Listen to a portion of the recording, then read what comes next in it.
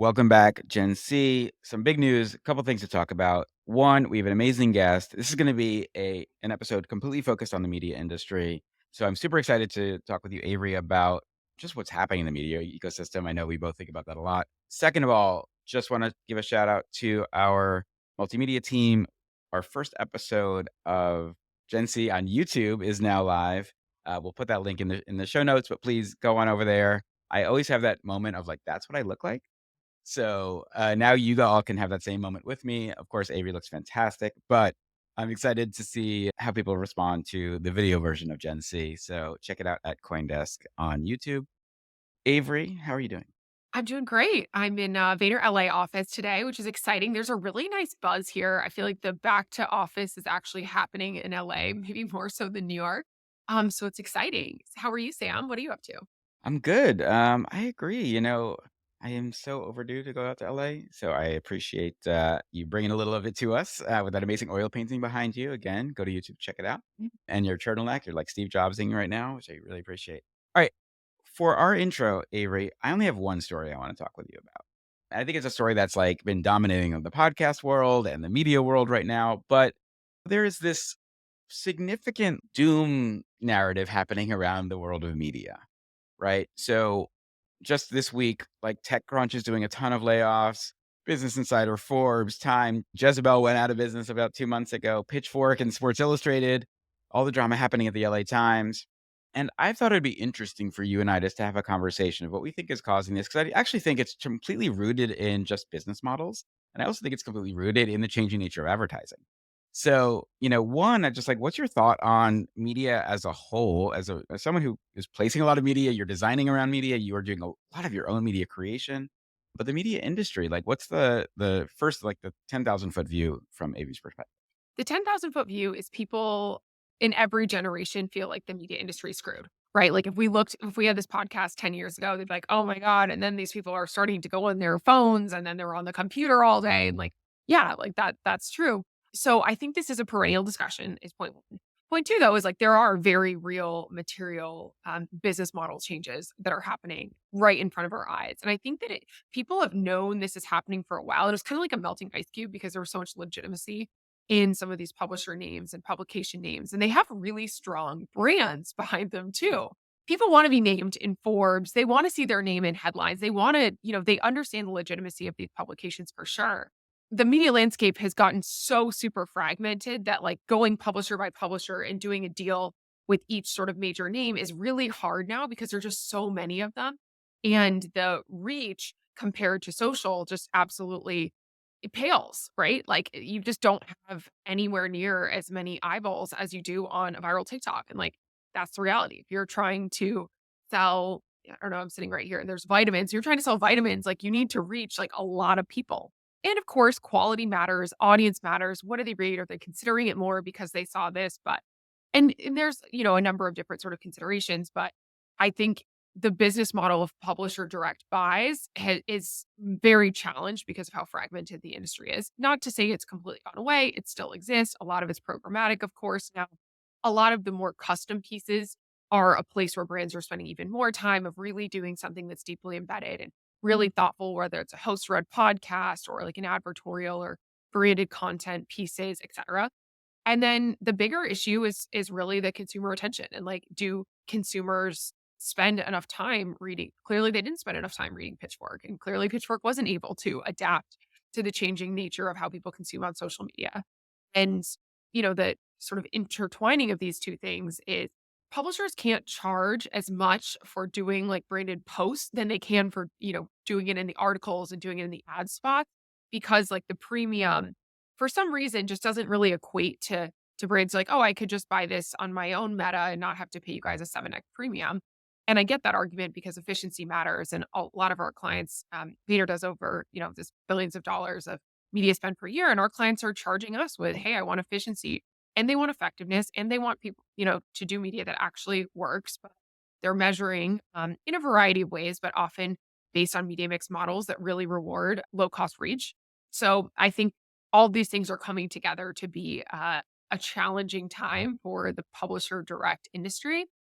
With that being said, because I'm an optimist, I think niche publications that have a really clear perspective are doing great. We're both friends with the Blockworks guys, and they were telling me that their advertising inventory always sold out 'cause, like, they don't have much of it, it's scarce, they can charge a premium, and that sort of scarcity, I do think really works, and really owning a niche. So I know oftentimes when we're going after specific audience groups, like, "Okay, great, this publisher is perfect for this thing, and, like, we gotta hit them." That's the go-to. That those premium buys still are happening. I think publishers are being more and more creative with, like, the variety of their formats, whether it's conferences or custom content or all these things that are really better advertising than just a banner ad. So that's the silver lining. I think there's a lot of stuff that you said there that I wanna respond to. I also think, like, just to frame it for our audience, the old media model, and I'm thinking pre-internet, but like, whether you're the New York Times or, like, the Village Voice in New York City, you were primarily supported by classifieds, right? Which now is Facebook Marketplace and Craigslist and all the other things that took that job. You were supported by large, big display advertising, full page ads, all that kind of stuff. People aren't reading print anymore. And there was never a marketplace where I could say, oh, let me bid for the lowest price full page ad, the way programmatic does. So the whole model completely changed. And back in the day, whether you were a TV channel or you were focused on print journalism, you were making 80% of your money net on your advertising. Like that's how you paid for everything. So I think like looking through that, then you get the internet changes all of that in a not a short amount of time, but a relatively short in the history of media amount of time. I also think then you combine the idea of the programmatic ad business, which I think is, I look and I still see programmatic ads on the front page of the NewYorkTimes.com, WallStreetJournal.com. The premier news organizations of the world are getting programmatic. And to me, that was a clear sign. I think I tweeted about this about a year ago. I was like, this is a death knell when it comes to only ad supported businesses, that is a giant challenge. But I also think there's something else to talk about, which is how much brands in the last few years, and again, you guys are on the top of this, so I want to get your thoughts on it, but how much brands can now own their relationship directly with consumers because of things like TikTok and Instagram. And if I was going to invest a lot of money, yes, I want to maybe invest in creators who can help, sell for me. I want to invest in my own content because I can be funny, I can be cute, I can be insightful, I can be whatever on these channels, and that can create a brand love. And I don't need the publishers in the way I used to. I think like you said something I thought was really just amazing right now, which was all the brands still want to get covered in the New York Times, right? They want to be mentioned in the business section or in the entertainment section, but how many of those are actually buying advertising in the New York Times? So they're not even supporting the place that they want to get covered from an editorial perspective.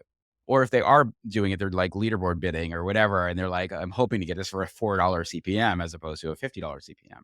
So I think it's the combination of those things, which is programmatic, which is a race to the bottom. And I think you're right. Custom is a way to go and a way to value, but also the fact that if I have a direct relationship because I have 20 million people who follow me on social channels, that may be all I need to support my business, and maybe that's where I should be investing my ad dollars now into the creativity and the uniqueness of an owned and operated voice. So what are your thoughts on that? For one, do you work for Gary Vee? Because that is Gary POV by far. Is like brands should build their own Gary, content call me. engine, should have direct relationships with consumers, and that just wasn't possible before. Like you're a chip brand, you couldn't do that 20 years ago. And now you can have your own destination. And I think that's such an astute observation, Sam, that I hadn't fully like crystallized, but that's exactly what we tell our partners to do is like to build your own amazing content and not just rent an audience of somebody else. Of course, it's both though. It's like you need to have owned, you need to have earned, you need to have paid. Like the whole flywheel works together. But the owned capabilities have significantly improved, and it's gotten significantly easier to create a much higher volume of content. It's not just 2 shoots a year. It's like we create every single day. Exactly. And that's the new model of creation. Programmatic thing, I worked at DoubleClick before. I've long been like, programmatic is a death knell for everyone, including themselves, because of all the hidden margins that go into that. And everyone who really knows how the pipes work is like, this is so screwed, but somehow it just keeps like prevailing. And obviously, we should do a whole episode on like the death of cookies because I think that that's actually really interesting too. Just like a melting ice cube. It's just like slowly like dripping Mhm. out, but it's a big ice cube. It's more like an iceberg. I've been saying that I think we overinvest in programmatic for the entire time I've been a Vayner. And, ultimately there's a number of reasons, but we have to for certain clients and it makes sense in certain cases. But I couldn't agree more with you on these things. But I still am optimistic that creators create Mhm. and that a lot of these publishers have so much equity and their brands are worth something. Who knows? There could be, and we've seen a lot in the events and experiences space. I also want to make it clear that I do think podcasts are actually a really smart place to advertise, like genuinely. Like we recommend that to a lot of our partners. I think the right podcast has a niche audience, has a loyal following. We see this work really, really well for some brands that have doubled down on podcasting. That's an example of like a new medium that publishers are creating. And who knows? Maybe it could be like publishers make this could be CoinDesk chips. Who knows? But I legitimately think that licensing out some of the brand IP probably makes a lot of sense to diversify these business models because it just has changed so dramatically. And I'm excited to have our next guest on because she works for probably one of the biggest media companies out there. And every single person who's listening to this will be familiar with Fox. They're a behemoth in the TV space, but really in the entire media space. We have Melody Hildebrandt on, who is the CTO of Fox, has had an amazing career and seen the journey of like coming out of engineering and then innovation and spent some time on blockchain. And now is working in the concept of validating information as just one of the pieces that she oversees with a new product called Verify, which is really a tool that is forward thinking to a time when we really have to question how much of the information we're getting is AI versus has an authenticity to it. So I'm really excited to talk with her about that. Avery, thank you so much for this conversation. I think it's just the beginning of, I'm sure, many that we'll have on the topic. But I do think that it's such a big one. And I do think that consumers need to understand also that their media choices actually matter. And so even though the fun game of retweeting and trolling on TikTok or on Twitter and like how much you are engaging with the brands you love, it doesn't have to be monetary support. But like I think that we need to recognize that entities that are doing the work of journalism, of media creation, of entertainment also need to be recognized and supported in some way or another. With that, quick break. We'll be back with Melody Hildebrandt, CTO of Fox, for an amazing conversation in our all media episode. We'll see you soon. Consensus 2024: Global Crypto Regulation, the Disruptive Power of AI, the Rise of Tokenization. Consensus is the one event where experts convene to talk about the ideas shaping our digital future. Join developers, investors, founders, brands, policymakers, and plenty more in Austin, Texas from May 29th through the 31st. The 10th annual Consensus is curated by CoinDesk to feature the industry's most sought-after speakers and provide unparalleled networking opportunities and unforgettable experiences. Take 15% off registration with the code GENC15. Register now at consensus.coindesk.com, and I'll see you there. Melody, welcome to Generation C. We are thrilled to have you here. You've been on our guest wish list for quite some time. And when I saw the recent news that we're going to jump into, I was like, the time is now to get Mel on the pod. So thank you for being here. Oh, it's my pleasure. Big fan of yours and glad to be here. For those who do not have the pleasure of knowing a lot of your amazing work, can you tell us a little bit about Melody, a little bit about your role, a little bit about sort of like what got you to where you are today? I'm the Chief Technology Officer at Fox Corporation. So we're the parent company to brands you might know: Fox Sports, Fox News, Fox Entertainment, Fox Television Stations, Tubi Media Group. Woo, Tubi. Woo! And hot brand right now. And so I stepped into the CTO role a few months ago. I was previously our Chief Security Officer and Head of Engineering. But now it's, my mandate's really about thinking through Fox's technology strategy, how we think we can flourish in the next wave of media evolution, which obviously it's been kind of a wild time to be in media, also a wild time to be in technology, and to be at the intersection of both is actually quite a privilege and pretty exciting. So yeah, that's what I'm focused on today. Back history, I was a Defense Department war gamer, and found my way to media, which has been a fun transition. Really enjoying what I'm up to, and I'm sure we're here to talk a little bit about some of our most recent announcements. Absolutely. Melody, thank you again for coming, and nice to meet you. I'm interested in the idea of digital experiences evolving really quickly. You were involved with Blockchain Creative Labs, which was a kind of really amazing sort of think tank of what you guys could do with these new emerging technologies within Fox. Now you're CTO. Avery and I talk a ton about also like how AI and truth and validation and all this stuff like comes to be, and you seem to be on the forefront of a lot of these shifts. So I guess one of my questions is just like, what excites you? What do you look at to get inspired? How do you focus on the fast shifting nature of the media ecosystem in your role as CTO? I say now, I mean, I've been 7 years at Fox. Today is like it feels different, right? In terms of just the required rate of learning is just much higher. I've been consuming myself so much more. Like the amount of time I spend on YouTube, like doing online courses, things that I really hadn't done in my role as CTO engineering. I think part of that is that in this, particularly with AI now, people are building so much and a lot of it in the open, and there's just a lot of sharing that's happening. And I contrasted a little bit with like when I was running streaming infrastructure, and that was exciting and technically interesting, but there was much less of a like ecosystem around it or a sense of people in the public talking about the innovation than there is today. And with blockchain, it was similar, right? With people building in Web3, I mean, that was all about building in the open and being transparent about what you're doing. So I find it to be a very exciting time to be a technologist because of the amount of sharing that's happening across the ecosystem. Like my rate of learning is just so high. Like I'm having to learn a ton to personally keep up, and then to feel like I can actually be an effective steward of our technology strategy and make the right bets, in partnership with the business. And again, I've never had such like inbound from the business wanting to talk about technology. There is just such a sense of possibility, creative possibility, like efficiency possibility, and also real problems to solve around, authenticity of information, from a news organization. And so there's a problem space, there's a huge opportunity space. And so, I feel like I'm having to really learn a lot and, tap into like all these open resources to really stay relevant and like up to speed. And so we can make those right calculated bets. I love that you just sort of got into how much time you personally spend learning, because I think there's this misconception that as you become an executive, you become a C-suite at a Fortune 500 company, you're just managing and getting memos sent to you. You just talked about like doing e-learning courses on YouTube and spending a lot of your personal time consuming information to keep up with what's happening and being an effective steward of technology for your organization. So I think that's such an important point to double down on, is the lifelong learner requirement of being an executive who's plugged in and tapped in and understands what's happening. And I first became aware of a lot of the great work you were doing through BCL and through your forays into the Web3 world, where I think Fox did a lot of really impressive work. I'm curious because you mentioned that as well. You mentioned Web3 and sort of building in the open. What attracted you to that space, and kind of what are your feelings about it as we sit here today in Jan 2024?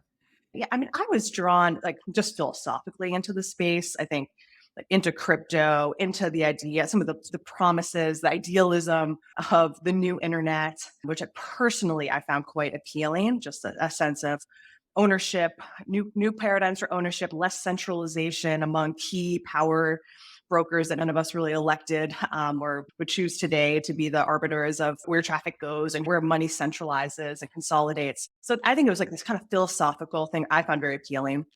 And then from an opportunity set where I could actually do this in my job and not just for fun, was the sense of like, what is the future of content financing and distribution? And that was kind of our BCL's mandate, forge the future of content financing and distribution. So we really wanted to think creatively about how we get our content to consumers. And Fox was very, I think, we zigged a little bit when others zagged around streaming. And we made a conscious decision, not to launch a Fox Plus, right? Which at the time was considered, I would say, almost Luddite.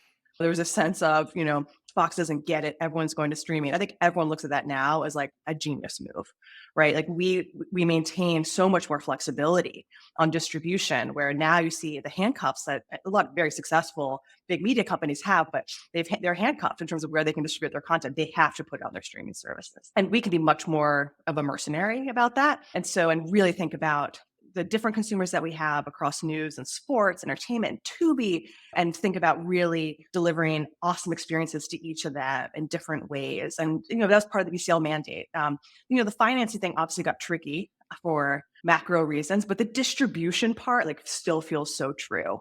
And it informs so much of what we're doing today in AI as well.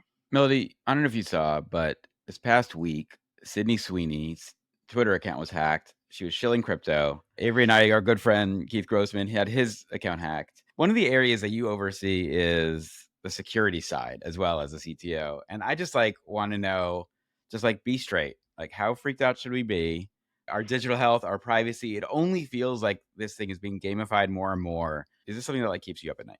Yeah, I think there's a lot of reasons to be scared, and some things are getting worse. I mean, deep fakes are getting really good. Social engineering is getting much more sophisticated with voice cloning, and digital doubles, and the attackers are crafty people who are constantly, adopting new techniques. Some of it's like how we inform our own security posture, but it's also what I think the ecosystem needs to do more broadly, which is that we really just need more secure by default configurations of products. I mean, I think it's ridiculous to push these challenges into the hands of average consumers on a day-to-day basis to navigate.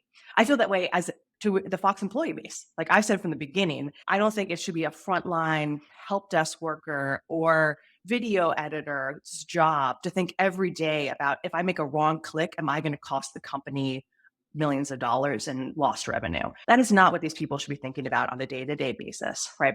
And it just crowds out creativity. So much of like the Fox perspective has been, how do we actually like create a secure by design infrastructure so that a single click of an employee who's not from the security team and isn't expected to be an expert doesn't cause the downfall of the company, right? That's kind of what in industry, kind of an annoying parlance is called zero trust. So I feel like companies have really begun to adopt this, and I reject so much of the security ecosystem of humans are the weakest link, right? It's like it's not their jobs. So it's our job to configure things so that they don't have to be as worried about that. So then that's kind of an employee view. And then I think so much that extends to the consumer ecosystem. I do think it's ridiculous that the platforms aren't doing more to stop some of this. And I think they can. And some of that is pushing more secure by default configurations into actual tools like defaulting on things like multi-factor authentication, checking for like known reuse of passwords so people can't just have their accounts taken over through password spray attacks. There's basics, absolute basics. I think the platforms and core technology companies have so much more work to do to embed that by default so that consumers can be safe. Yeah, I was just like sort of processing everything Mel just said because that was a lot of like really important information and something that I think so many of our listeners are thinking about too. It's like we can't put this on like in the employee handbook, page 78, like it says don't do this. But like they're like, that was on page 78. Like, come on, man. I'm just trying to make ads. Anyway, I want to shift our focus to Verify, which is of course your open source protocol for verifying media. It's got a ton of love in the press, a lot of sort of people excited about what you're building. How did this sort of come about? What are the problems that this solves? And how does it actually work? Yeah, yeah. Thanks for the kind words about it. I think we were excited to actually release a solution to what we perceived as a broad problem, right?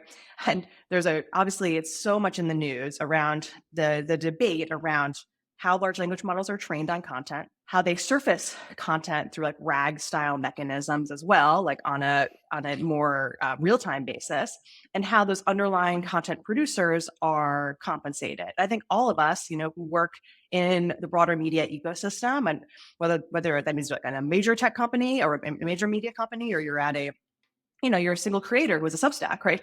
And it takes money to produce content, right? And so I think it's become an increasingly apparent challenge that we want to incentivize quality content production. But then also a lot of us who are, in technology are super excited about what's happening in AI as well.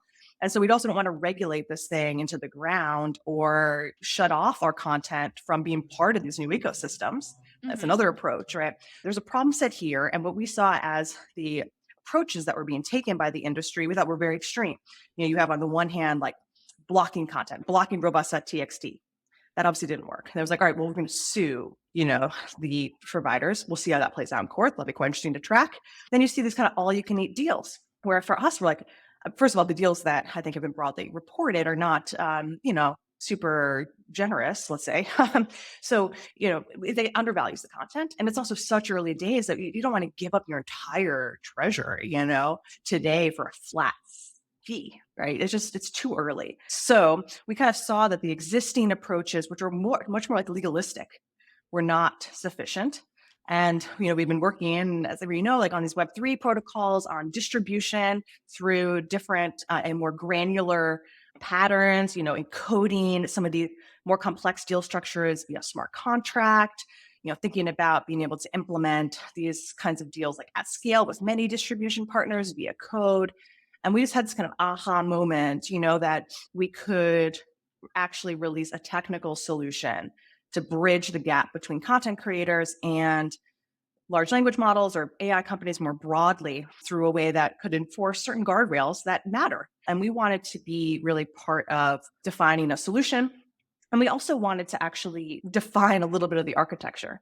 I think that's from like looking back at like previous great innovations that initially seemed great for news media, like social media, which really didn't turn out to be great for a lot of news media organizations. And part of that, I think, was this whole architecture was imposed upon the content creators and then could be changed at will, right? And so we're like, actually, we need to come to the table with a bit of an architecture ourselves. So that was the impetus. And because of how it works, I mean, like there's like kind of three main components of the protocol. Like the first is, what is the metadata standard that essentially can register and attest content product? So we think there should be a standard, and the whole reason to open source this, right, is to gain adoption by other media companies. We're having great conversations about that.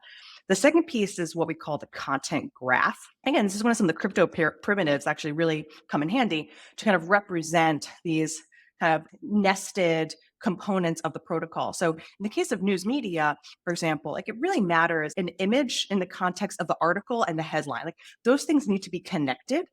And when content goes into the sausage factory that is training a model or something, obviously they get decomposed. But you as a viewer, I think you need to, if you see an image that doesn't have like a caption or doesn't have the headline of the story, there's so much opportunity for misleading. And so we thought the content graph, which is a smart contract, is like that way to like irrevocably connect those components to each other. And then the final piece is an identity registry. And that's essentially where a content production arm, in this case, we're signing content on behalf of Fox News, Fox Sports, 18 different television station units. We have 20 wallets, let's say we're operating just within the Fox ecosystem, but where that kind of signing key pair exists between the producer of that content and the real world identity of that institution. So those are kind of the key components of the protocol. And this has been released initially, like, we kind of open sourced our GitHub. We'll be releasing the SDK next week to make it even easier to onboard. Wow, that's like a huge thing. Yeah, pretty excited about that. And then the other big thing is to migrate to an app chain, which is really for us to, right now, as you noted, we're on Polygon, and we were glad to have that relationship with Polygon. We had been doing so much experimentation in other related blockchain areas, but because we really understood that technology, it was kind of a natural choice for us to have a low cost mechanism for signing, but we need to go even cheaper. And so the app chain is going to allow us to just drive down the cost to sign to effectively zero. It's interesting. We did an experiment for a while where we were sort of doing a loyalty reward system for people who read articles on CoinDesk. And the idea was we wanted to say, hey, our most loyal readers should get more rewards, whether it's coming to our conference or invites to special conversations, whatever it may be. And we designed it on a layer 2. And we found at our scale, and your scale is much larger than CoinDesk, but at our scale, even the cost, even on a low cost chain, was just too much to bear from a media organization that has, often thin margins. So that's really interesting to say. It's almost like your proof of concept, your MVP is on an existing chain. And then how do we keep getting and refining that down and deeper and deeper? Yeah, we've signed about 130,000 pieces of content right now. And I would consider the cost to be considered like de minimis. And that's in the current structure, right? But we realized I run an R&D team. We can make those kinds of initial investments. Again, that for me is quite low, but we really want to drive it to zero because the adoption is the most important thing for us. Absolutely. So going on to adoption, and frankly, even referring back to how you were talking about the sort of technical nature of security and how most people also don't really do that work, and we shouldn't put it on them to do the work. I guess I think a lot about how do we get consumers to want verified content, not even for today. I'm thinking 2 years from now when like we really have to question almost everything we see to see whether or not someone is actually trying to game us.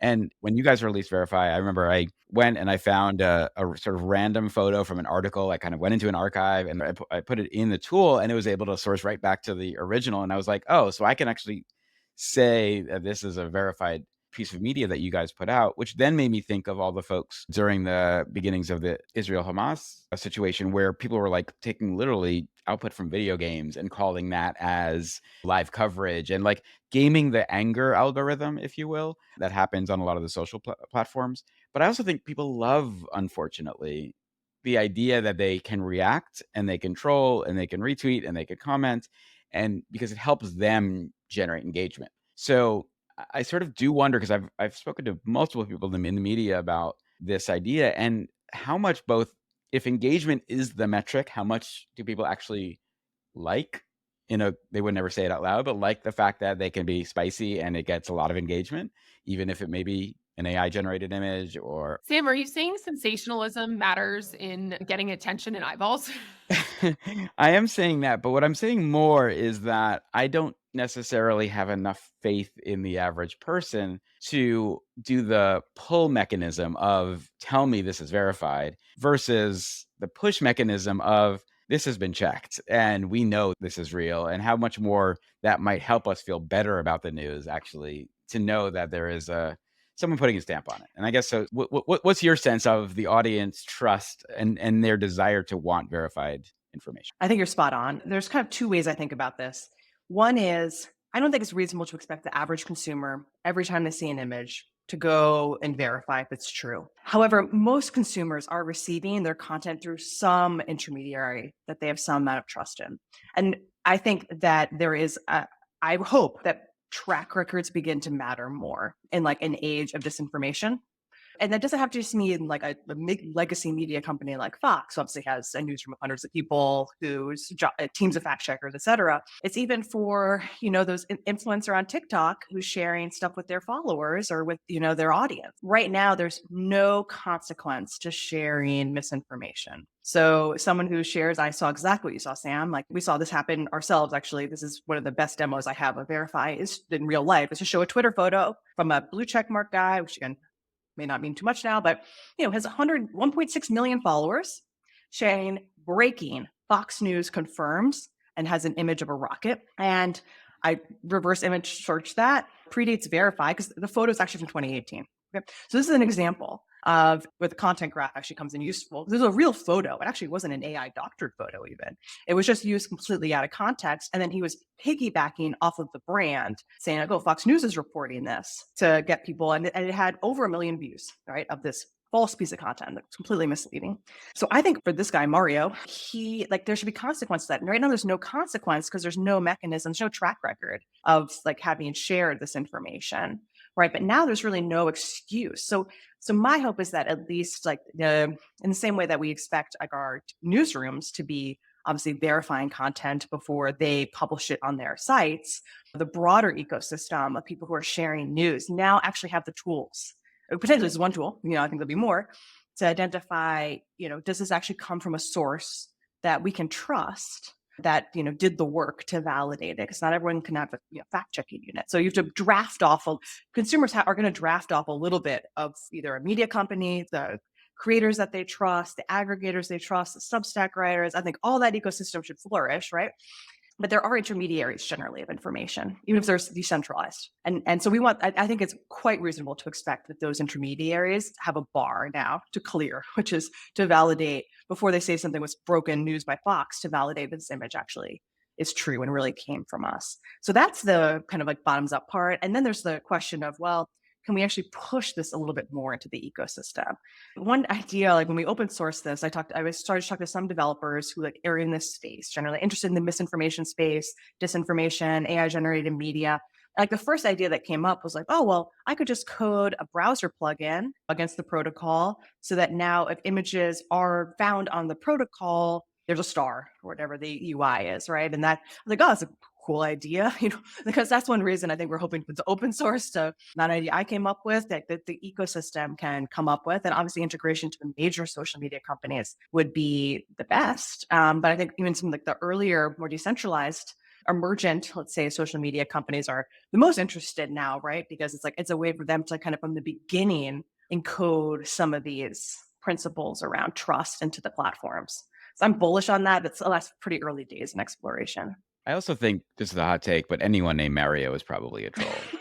So we're just gonna start there. Sorry, Mario Lopez, but just calling it like it is. I think that's great. And Avery, I know you have thoughts on this too, but like I think we're in this moment where we're gonna look back at some point and say, one, just like climate change, we had a moment where we could have done something and only certain people did, like what you guys are working on.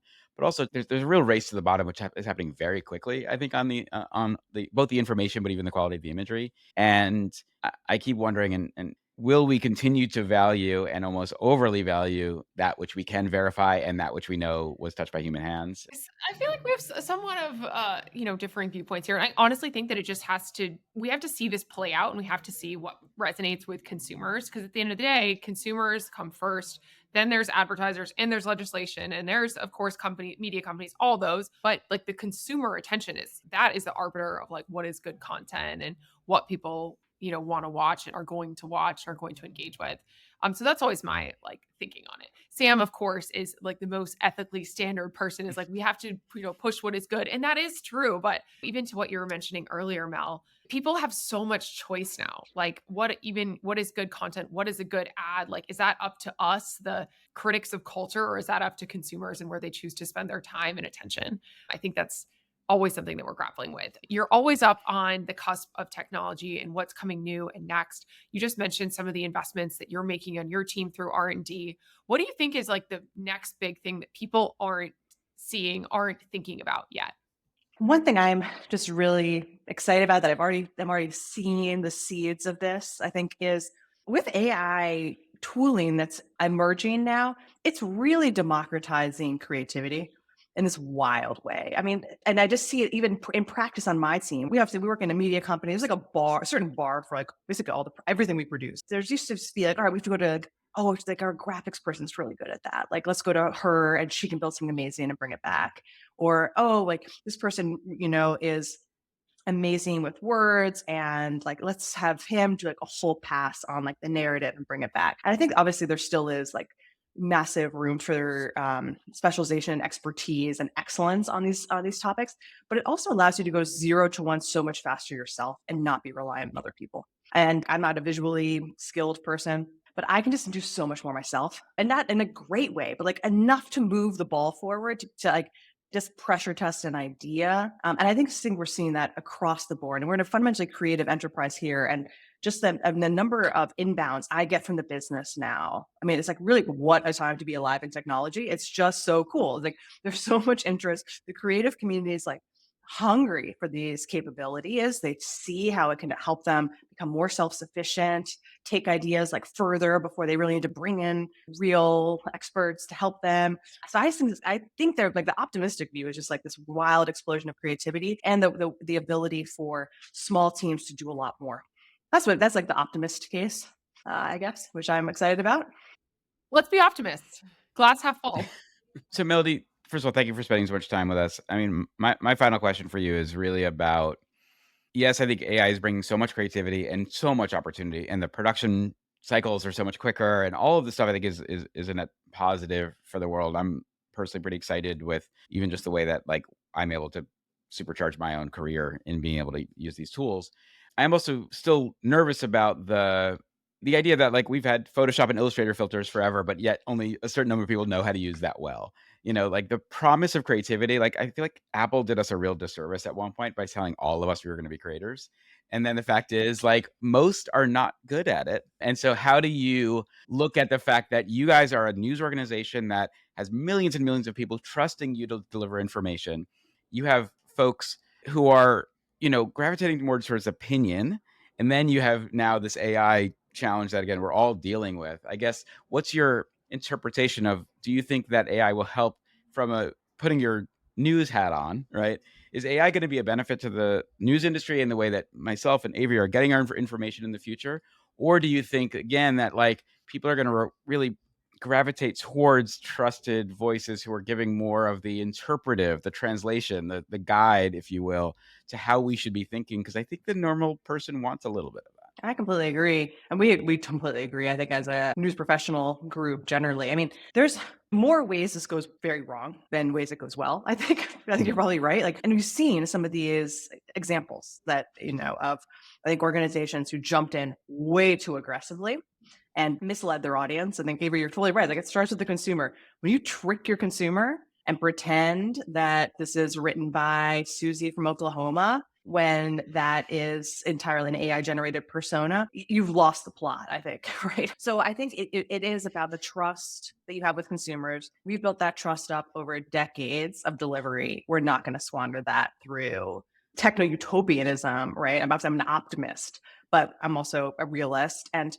there's ways this could go wrong and become quite dystopian, I think. And I think you see the estimates, like the future internet in 10 years is going to be, I mean, the math here gets made up, but it's like 80% of content will be AI generated, 90% of content, right? So you're in this world where I think you're right that people are going to gravitate towards, I think where brands are going to be more important than ever.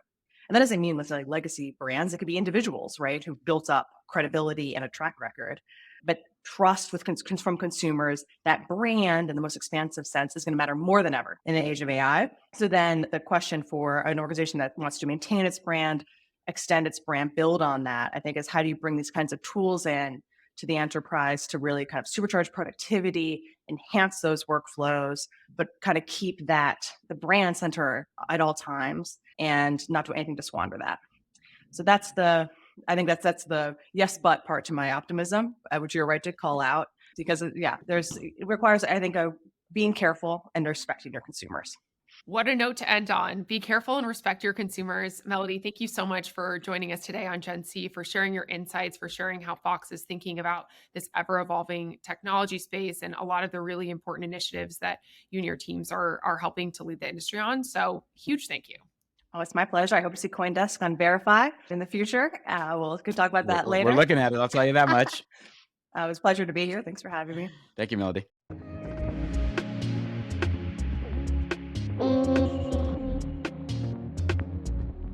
Always hard to pick favorite episodes, but I think this is one of my favorite episodes. Mel absolutely shared a different perspective that I think we've heard from a few of our recent guests. So it was a banger, in my opinion. What do you think, Sam?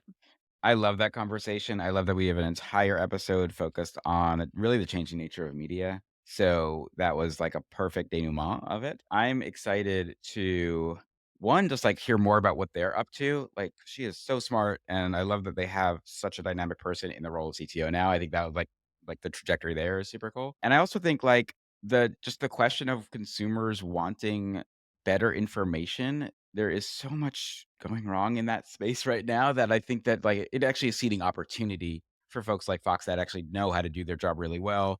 But I also liked her comment on some brands rushed in too quickly. I keep thinking about, like, when I tried the AI generated, like, flavor of Coca-Cola, and I was like, "This maybe is a flavor that AI didn't need to create." So, like, I love the experimentation, but I'm like, the execution, maybe this what didn't need to come to market. But, yeah, so anyway, I really like that, and thank you for helping me set that up.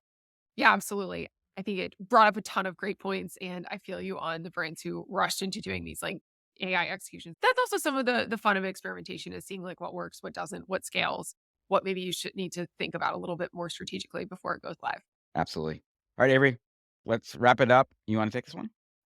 Gen Z, we will see y'all next week. As always, let Sam and I know what you like, what you want to hear more of, what you didn't like. It's awesome to see our numbers growing on this podcast, which means the Gen Z community is strong. We're now going to be on video as well. So hit us up, and I hope y'all have the best week ever. See you next time.